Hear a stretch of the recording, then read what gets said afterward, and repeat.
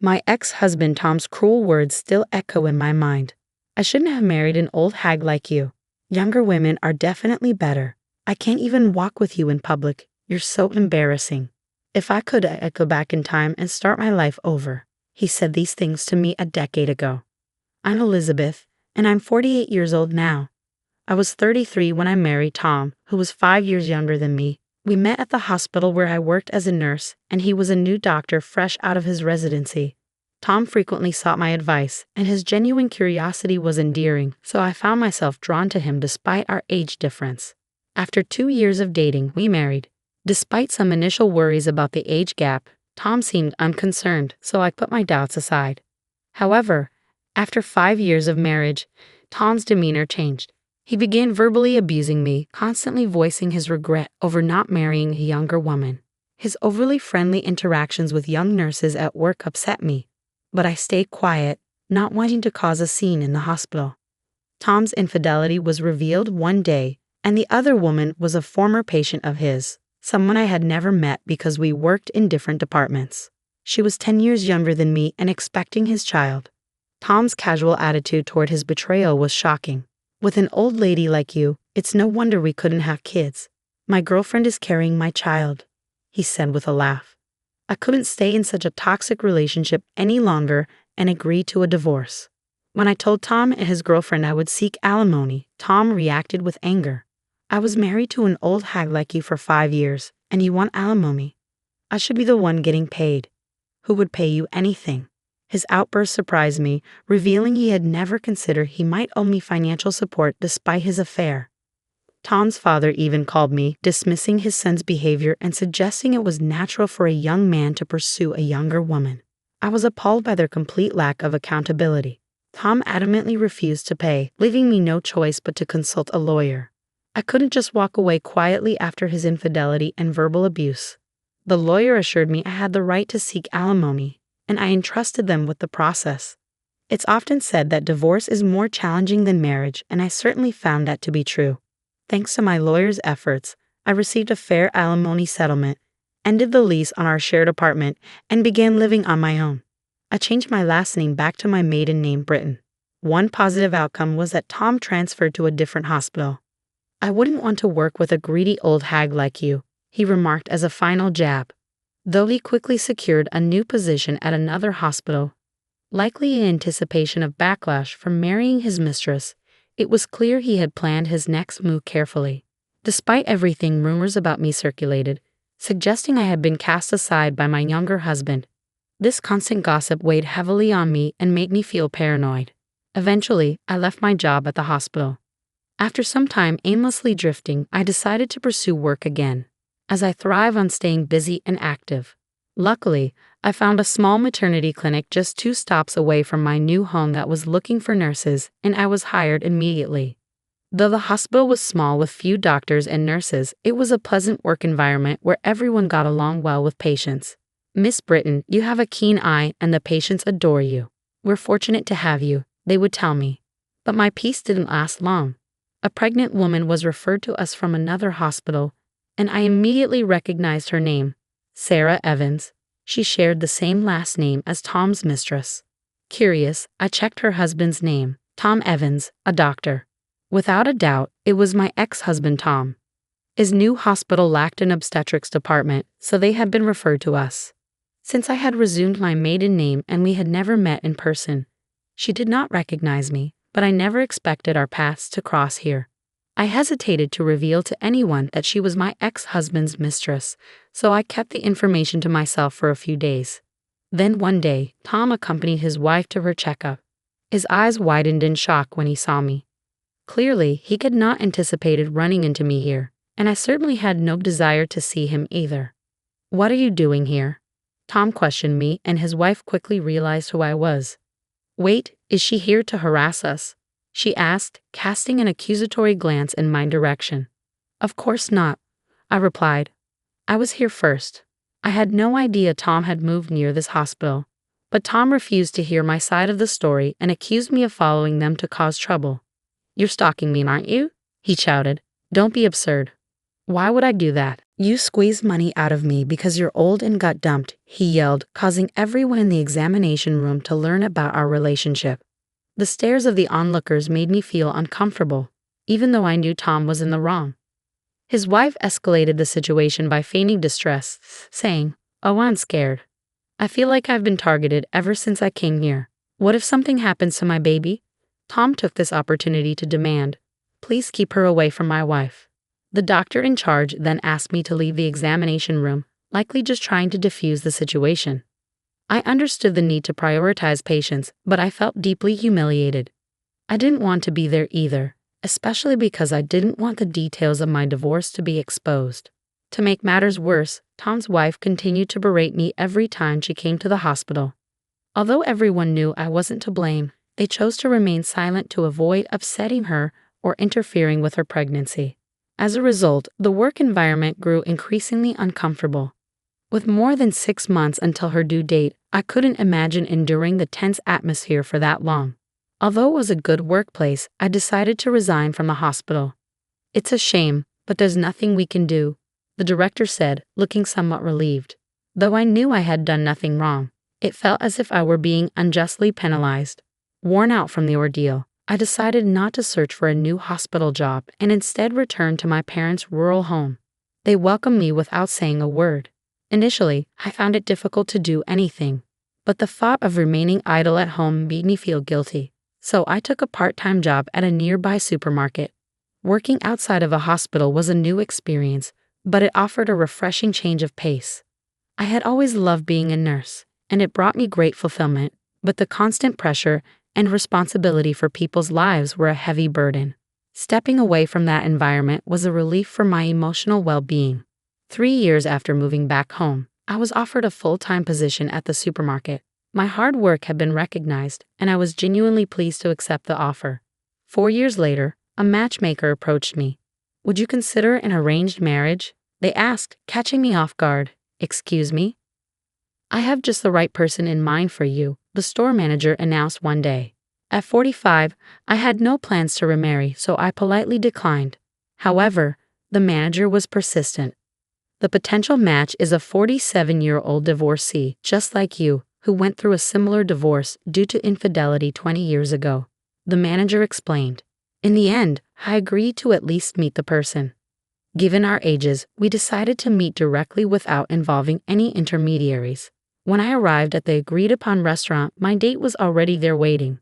As I walked into the room, he stood up quickly to greet me and accidentally bumped his forehead against the table in his haste to bow politely. "Ow!" He raised his face, which had turned a deep shade of red. I couldn't help but laugh at the comical situation. It was a refreshingly lighthearted start to our meeting. "Hi, I'm James. Thank you for coming today." "Nice to meet you." "I'm Elizabeth," I responded. Thanks to his endearing mishap, we quickly felt at ease with one another. As James shared his story, I discovered he had fallen in love with me at first sight when he visited our supermarket during a business trip. He had arranged the meeting after discussing it with his college senior, who happened to be the manager of our main store. "I hope we can pursue a serious relationship," James said earnestly. Although I had initially planned to decline any romantic involvement, I found myself wanting to see him again instead. After dating for 6 months, we decided to get married. My parents were delighted with James and his thoughtful nature, and they were truly happy for us. Living with a husband who always puts me first has been a blessing. Since we were both older, we had agreed not to have children and instead hoped to enjoy a peaceful life together. But when I turned 48, my health began to decline. A visit to the hospital revealed an unexpected surprise. I was pregnant. I never thought I would conceive at my age, and my initial symptoms did not suggest morning sickness. My husband seemed just as taken aback. "It looks like there's a baby on the way," I told him. His immediate response was, "That's wonderful. So who's the lucky one? Do I know them?" "Yes, you know them very well. They're standing right in front of you," I said with a smile. "What? I'm the one who's pregnant?" he asked, astonished. At my words, my husband looked perplexed and remained silent for a moment. I couldn't help but think, of course, this is the reaction I expected. He turned his gaze to my belly, our baby. I nodded, and his eyes grew even wider in surprise. The news was so unexpected that it clearly took him a moment to process. I mean, even I didn't see this coming. So we're going to be mom and dad. Looks like it, I confirmed. Really? Whoa. My husband, taken aback by the unexpected news, embraced me with excitement. It's unbelievable. A miracle, a miracle. Is it okay for me to give birth? I hadn't considered not going through with the pregnancy, but I was aware of the potential complications given my age. Even the hospital staff asked me, "What do you want to do?" I understood the risks of having a baby at an older age for both the mother and child. I anticipated that not everyone around me would be supportive, and some might question my decision. Concerns about raising a child at this stage of life also weighed on my mind. Despite these fears, I couldn't imagine ending the life growing within me. "What are you talking about?" "Of course, yes," my husband quickly responded. His enthusiasm brought me happiness, but after some time, he began to express concern for my health. It's easy to imagine the potential challenges even for someone as supportive as my husband. We talked extensively and consulted with our doctor before ultimately deciding to move forward with the pregnancy. While our parents were initially surprised and concerned, they were also genuinely happy for us. We chose to give birth at a large, well-equipped hospital to ensure the best care. The doctor overseeing the pregnancy was kind and reassuring, and on the day of one of my checkups, an internist was scheduled to be present alongside the obstetrician as a precaution. My husband was supposed to accompany me, but he had an unavoidable work commitment, so I attended the appointment alone. To my astonishment, my ex-husband Tom was also at the hospital. I never expected to encounter him in a setting like this. "Wait, seriously? You're the 48-year-old pregnant woman?" Tom exclaimed with a laugh. Having a baby at that age is unbelievable. The obstetrician and nurse in the room exchanged confused glances, but Tom seemed unfazed. "You have no right to speak to me like that. I'm genuinely concerned about you, getting pregnant at your age. It's not appropriate. You're already an anxious woman. Are you even qualified to be a doctor? Why are you acting so superior? You should know that most patients here are affluent. Do you not realize you're making a fool of yourself? Excuse me, Dr. Evans, I'll be leaving. I wouldn't want to give birth in a hospital with a doctor like you." "Fine, leave." "Dr. Evans, that woman is the wife of the Miles Group heir, who has made substantial donations to our hospital." "What? Dr. Evans, you might not have realized since you're new to our hospital."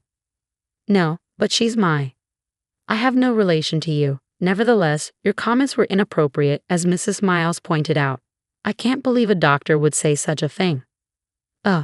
At that moment, my husband walked in. "Sorry I'm late. My wife has been an immense help to you." He'd immediately noticed my anger, and Tom turned pale, realizing something was amiss. "Is there a problem?" "This man, Dr. Evans, just told me that giving birth at 48 is disgusting." "What?" My usually gentle husband's expression hardened in an instant when he heard my words. Since I mentioned Dr. Evans by name, he likely pieced together that the man in question was my ex-husband. I had shared details of my previous marriage with him, including Tom's name and occupation. "Are you Dr. Evans? You insulted my wife, didn't you?" Well, that's... What kind of hospital allows a doctor to insult a patient? I can't trust this place with my wife and our unborn child." As soon as my husband finished speaking, the nurse who had left earlier returned with the hospital director. I was informed there had been some disrespect. "Director, we came to this hospital on my father's recommendation, but I can't believe a doctor like this is on staff here. It seems we chosen the wrong hospital." "I'm deeply sorry, that's not accurate. This individual is not a member of our medical staff." "What? I just terminated his employment."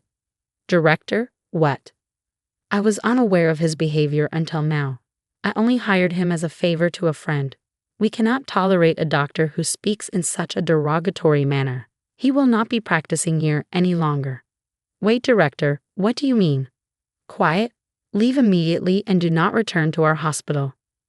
Upon hearing the director's decree, Tom, who protested with "no, why," was escorted out of the hallway by the obstetrician. The director offered profuse apologies, leaving us feeling sympathetic toward him. After regaining our composure, we resumed our seats, but my husband's anger lingered. "Did you only fire him because of my father's donations to the hospital? If not, would you allow such a doctor to continue working here?" The director shook his head in disbelief. It appeared that Tom had only been working at the hospital for a week. Tom's father, who was a classmate of the hospital director, had asked the director to hire his son after a recent reunion. The director had no idea Tom would behave in such a manner and offered a sincere apology. Not all the doctors at this hospital are like Tom. In fact, our obstetrician is a skilled and reputable physician. If it weren't for Tom, I would have preferred to give birth here, I explained, and my husband agreed. My father-in-law is the president of a major company with branches nationwide, donating a portion of their profits to medical and welfare facilities. He had generously contributed to this hospital because my mother-in-law received treatment for a serious illness here when she was young. As a result, my father-in-law recommended this hospital for my childbirth. A few days later, Tom reached out to us, pleading for us to intervene with the director and have him reinstated. Surely, if you ask, they might reconsider, right? It became apparent that Tom had a history of angering patients with his arrogant demeanor and had been repeatedly moving from one hospital to another. It was frustrating to see him repeating the same mistakes time and again. Despite warnings from his father, my ex-father-in-law, that there would be dire consequences if he were fired again, Tom seemed unable to learn from his actions. I couldn't help but wonder if my ex-father-in-law's leniency had contributed to Tom's behavior. When the call came, my husband was by my side. He took the phone from me and firmly warned Tom that if he ever attempted to contact us again or came near me, he would report him to the police for harassment. It seemed that Tom took this threat seriously, as he never called again. A while later, on our way home from the hospital, we stopped at a convenience store and saw Tom working there. It appeared that no other hospital would hire him anymore. He was visibly upset and told us that his wife and child had left him. But I felt no sympathy. I decided to avoid that convenience store from then on. The next year, I gave birth to a healthy baby girl. She is truly a delight, and I am committed to raising her with love and care. My husband has been enamored with our daughter since the moment she was born and is showing signs of becoming a very doting father. I'll need to keep an eye on him to make sure he doesn't spoil her too much.